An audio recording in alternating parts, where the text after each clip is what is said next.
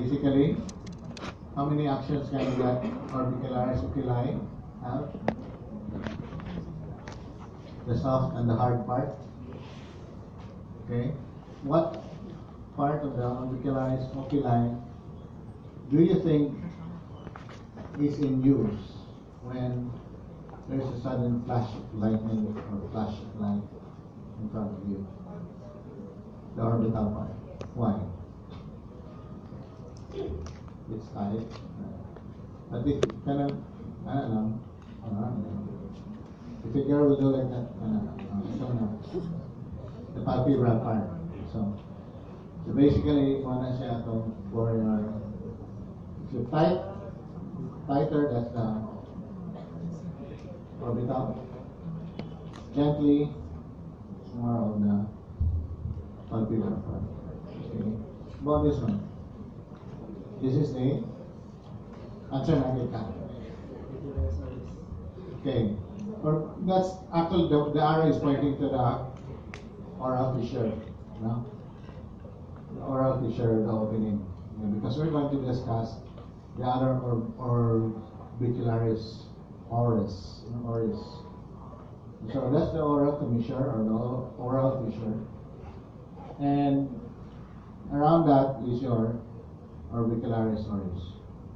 I think some of you have seen this in your patients in the laboratory. Did you? No? Wala? Napa. You'll notice it's very adherent to the skin of the lip.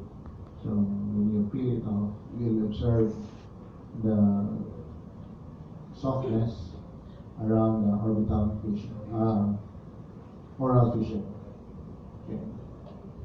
So this is associated with another muscle at the side.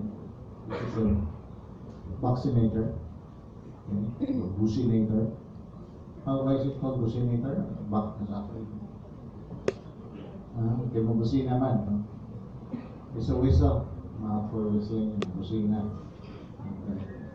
So it is located at the angle of the mandible and adherent to the angle of the mandible. We will discuss those muscles.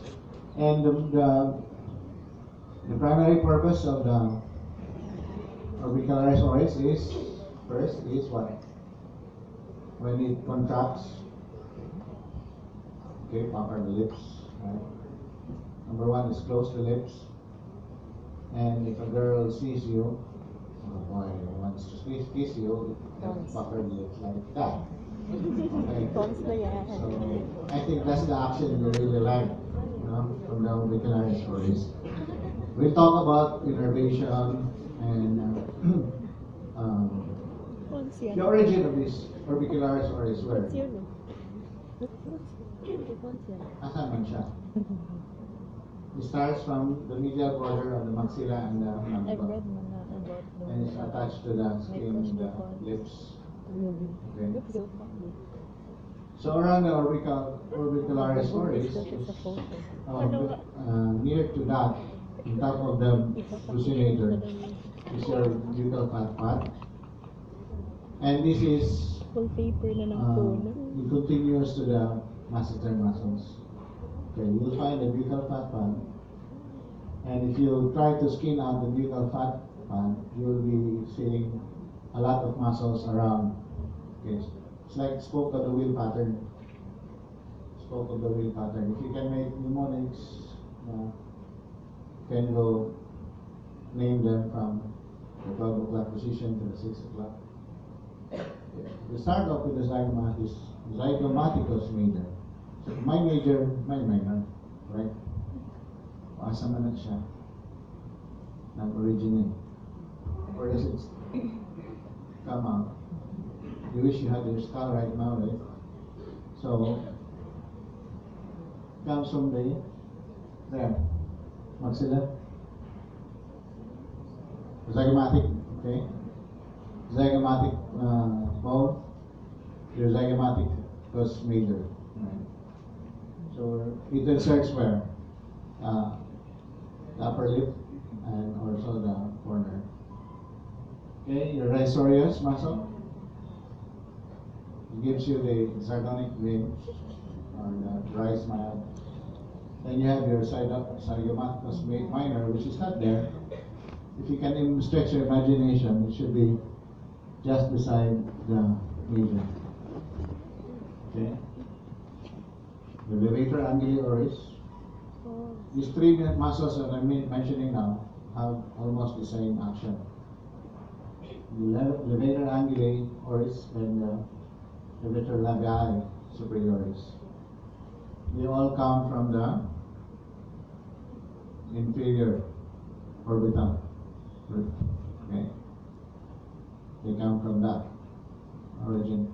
They insert to the upper lip or to the orbicularis maris also. So it pulls what? What is the action? Yan. That is the action. Okay. You're gonna shake off. That's the action. So those three muscles essentially are the same. So what are they? What are they?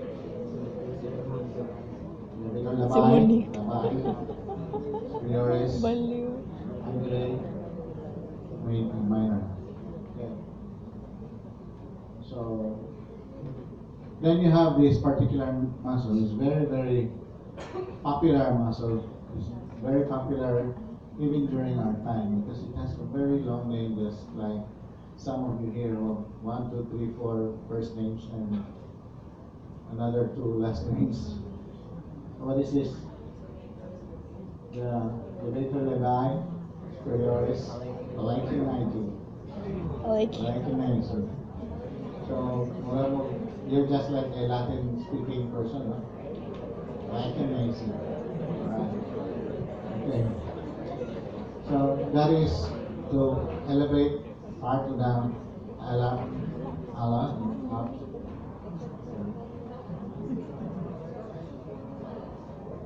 And you have the nasalis.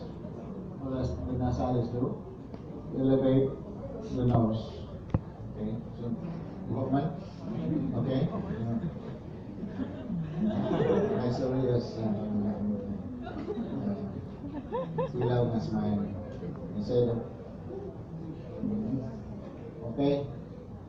So below here, the lower lip or in the mandible, there is a group of muscles when it is diffusely interconnected.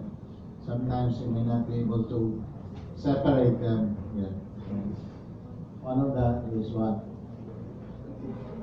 Mostly baliktad sa ibabaw, no? So you have the depressor anguli oris over here.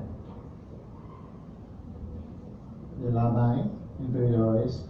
If you have a superioris, you have an inferioris. And your mentalis. It's your labii and your mentalis which gives you this firm, nice chin. Like the 007 chin. So if you feel that along with the fat, that's your mentalis and your depressor labii inferioris. So they are attached to this part of the mandible. Okay. So your mentalis are here, and your inferioris, depressor labii inferioris, and your anguli, depressor anguli. Okay. So that's where you will find your muscles. As origin. So what do? They lift the chin and make a parang pucker it, no? Okay. And this is your platysma. How many of you have seen the platysma in your patients? In your cadavers? You were able to dissect your platysma? So your platysma runs this way. Its insertion is, its origin is from the mandible and partly in the lateral side to the modulus or the corner of the mouth. Okay, that's why when you do like that, your mouth also will be stretched open. So, and it extends all the way down beyond the clavicle to the pectoralis. It's a very superficial muscle. It then also attaches to the skin. Okay. So that's your origin there. And if you do that, how many of you can do that? Like that? You'll feel those ridges, okay? But not in the center part because there's no platysma there. Okay? Right. So may I ask this question to one of you? How do you explain, how would you explain the nice dimple that Abnormality. how do you explain the dimple that women or men have? Inisip ka na po, hindi na sila manisip yung bukas ng dimple. Explicahan. What is the dimple? Abnormality, di ba? And how is it formed? Ako gusto ko clef. Yun yung gusto ko. Normal? Normal siya. Normal lang. Kaluhin mo yun sa nagkakita ako din po yun. Hindi yung sabi ko. How do you explain the dimple? Because somebody said, Ano gusto you'll ko? have children later on. And your children will be asked you, paano naman po yun? Somebody explain it. How do you explain the dimple? Yes. Yes. And you take a guess. You. Yung gusto mo parang double chin. Gusto ko yung clef. Bakit? Ano lang, parang cool. My sister. Ay, clef. O, gamay lang. So nice. Pangit naman yung sobrang lalim. Parang Johnny Bravo. Magaganda daw yun pag may Ang ganda. like because my mother has it. Where's Legaspi? Oh, what muscle is involved? You're laughing there. See, your dimple is coming out. Is it not? Okay. So how do you explain your dimple? Hindi mo Pwede. paano ba lumalabas? So this muscle is a dominant Wait, trait. pala ko na. Okay. One of your parents have it. 25 to 50% chance you'll have it. Daddy ko. Both your parents have it. 50 to 100% you'll have it. This is a problem with the zygomaticus major muscle. It's bifid. May bifid siya. And then one of it is instead of attaching to the mediolus, it is attaching to partly to the skin that it retracts the skin as you smile. Okay? So it's a genetic abnormality, not a pathology. Okay? And mind you, most Greeks, about 40% of Greeks have them in the population. That's why, pag Greek na galing, mga gwapa kayo. That's why I speak Greek also and eat Greek. Okay. Alright, so we go to the muscles of the head. Most of you, when you open the scalp, encountered the what? Periosteum, no? How do you call that? The pericranium, no? When you were dissecting, lifting the scalp from the bone or the pericranium, you see those like cobweb-like. Who saw that? The cobweb-like structures. This is the loose areolar layer. Alright, so that's the fourth layer, and then you have the pericranium. So the calvaria is, well, you know that already from your bone, study of the bone, osteology. It comprises of the frontal, okay, and the squamous portion of the temporal. Okay, so really lang kayo ng temporal. Squamous portion of the temporal. Now, this structure is called which occupies the temporal fossa. Okay, the temporalis, investing layer of the temporalis muscle. It's a fascia, and beneath that is your temporalis muscle. This is one of your muscles of mastication. There are four. What are they? you have to look for the 4. Masseter, the medial, and the lateral pterygoids. So these are your 4 muscles of mastication. The masseter is quite superficial. Then you see the temporal. Later on, we will show you where the medial and lateral pterygoids are. So this is the areolar layer that you demonstrated during the skinning. And after that is your epicranium. Your epicranium is the more superficial to the loose areolar layer. This comprises of the galea, or more officially known as galea ponderosa. Okay. And the frontalis in the front, then occipitalis at the back. So your origin for your occipitalis will come from the where? What is that part? That's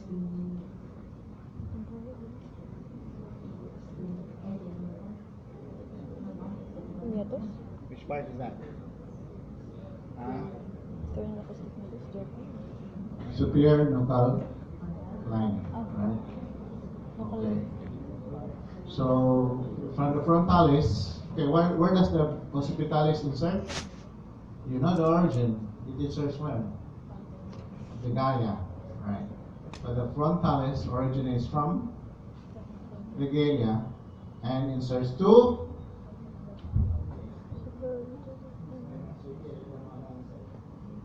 both. Okay.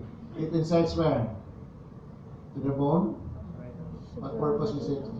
It inserts to the bone. It inserts to where? You're doing the action already. You are doing the action of the frontalis muscle. It inserts to the, of course, the eyebrow, the skin of the eyebrow. Okay.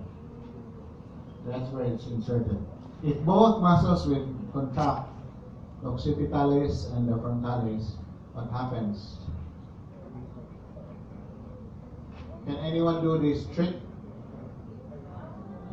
Move the scalp forward. No? Hindi ako So marunong. it moves the scalp forward.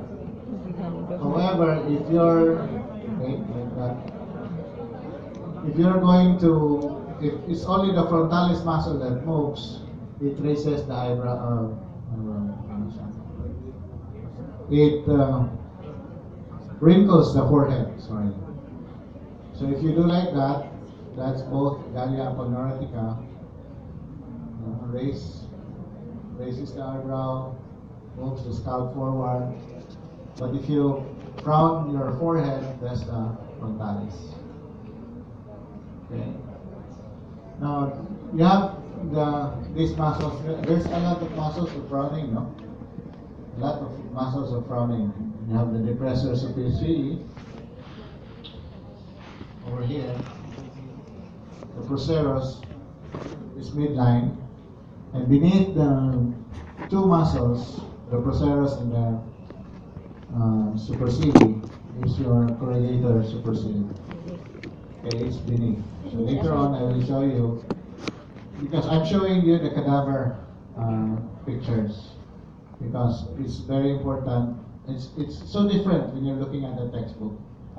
But at least I'm showing you the cadaver. There's some familiarity already. So these muscles, they draw the eyebrows to the midline. So I have a very, very well developed procerus and corrugator supercilii. Because I'm used to that, because I have poor eyesight, so I have to do like that. Other things. So sometimes I cannot see your face. Only images of shadows and blurry and. Okay, so your superficial temporal fascia underneath is your temporalis, and then you'll have, if you remove that, you also have your auricularis muscle, superioris, anterior, and posterior. What does they do? What do they do? They move the pinna of the ear. Who can move the pinna of their ear? Raise your hand. Okay, you. Who else? See, I don't know. I'm already raising my hand because I can move my pinna like Dumbo. Huh? I can move my pinna. Kabyado. Who else? Kaya ka ito makamove ng pinna, mga gwapo-gwapa. See? Oh. I told you. So it makes your life very obvious. If you like a girl, wala mo kayo. Liyot yung natangin yung girl. Just one. It becomes, so it gives you away immediately. Okay? So, the other layers of the scalp, what is this? Coming from our skin, connective tissue, the fibrous connective tissue, which is invested with fat. And from there, your SCA, aponeurotica, then loose areola. What is the dangerous layer of the scalp? Why is it dangerous? Anybody? Anybody from that side? Bayalas? Yeah, where's Bayalas? Oh, so sorry. Sorry, I didn't know. Okay, my neighbor. Okay, pass. Where is Paul? Leonard. Huh? Why? What is the dangerous layer of the scalp, and why is it called dangerous layer of the scalp? If you notice, the skin, the fibrous tissue is very tough. It's very dense. Okay. Then the next layer is the aponeurotic. It's also very tough. And the fourth layer is loose. Okay, because this layer is quite loose, if there's an infection, it can easily spread through that area. And because this layer has numerous venous drainage which can enter the cranium and it can go to the meninges. So that's why this layer is called the dangerous layer of the scalp. The scalp, what are the nerves that supply the glass? Okay, greater occipital and the greater auricular. Your lesser occipital, auriculotemporal, supratrochlear, and your supraorbital. Your supratrochlear and supraorbital are not part of your facial nerve. The rest are. Okay. Let's review again. Just listen.